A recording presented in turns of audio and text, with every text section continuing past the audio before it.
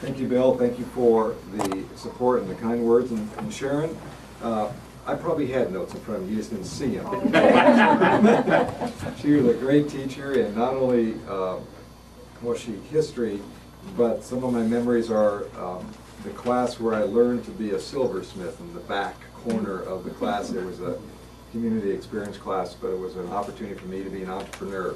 So it was those early days, and actually I think it was within that year I received and got my first business license. So Sharon was tolerant with my ideas, and it gave me a chance to be someone that could explore all kinds of opportunities. So thank you, Sharon, and it truly has made me the person I am today, so thank you. I'm incredibly honored to get the endorsement of the National Education Association, not only here in this community, but throughout the nation. The fact that you've made this endorsement early is especially important because it sends a message across the state that we need new leadership in Washington, D.C. to fight for Alaska teachers, parents, and the children to make sure Alaska has the best schools possible. It also means a lot to me personally that one of my first endorsements comes from educators. As Bill said, many of my family members are in education and have been in education. As mentioned, both of my parents were teachers. My father and my mother, who taught in Eagle River in one of the portables that they probably still have out there, but taught in those environments. My dad was superintendent of the schools on base before he ran for elected office. Both my sisters are teachers, and a sister-in-law that's a teacher. We are truly a proud family around education issues. The federal No Child Left Behind Act is truly a disaster. It's an education policy that allows Alaskans and not Washington, D.C.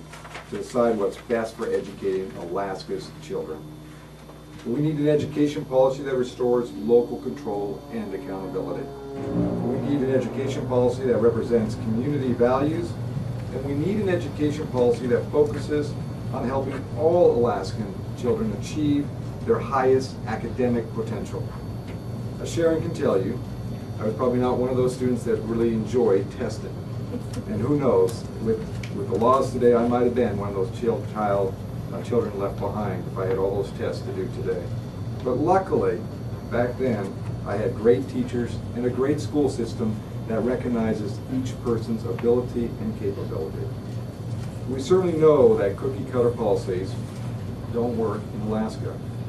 Imagine a policy that's designed for the cities of New York or Philadelphia, and now you want to put them in Fairbanks or Kenai or Unalakleet or Bethel. Every community is different in how it works with its community in the sense of education. When I was in Bethel and Kotzebue earlier this year, I heard directly from teachers, principals, and parents about the challenges they face with No Child Left Behind.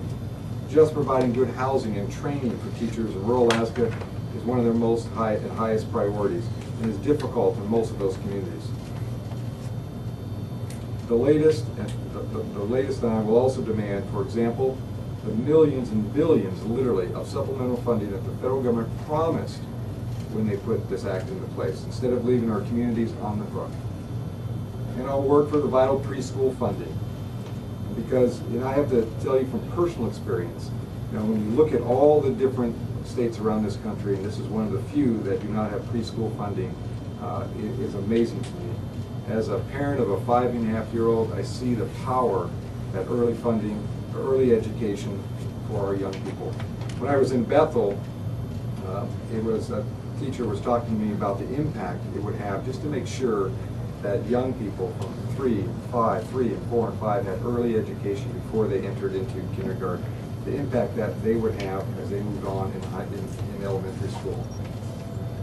When you think of education, there is no better investment we can make, not only from a local end, but from a national end. NEA has known that for years. They have advocated for the rights of parents and teachers and kids, and I'm just honored to be able to be here today to receive this endorsement to move our state forward in the area of education. And thank you again to NEA for the early endorsement, because that took some bold challenge, and I know that. But I think they see the future as building the next generation, the opportunities we have for the youth of today, but the youth of tomorrow that aren't even here yet. And it's important for us to make sure our education system is sound, funded, and reflects community needs. And that's what I'll work for as a U.S. Senator. So thank you again for the endorsement. I'm just honored to be here today. Thank you.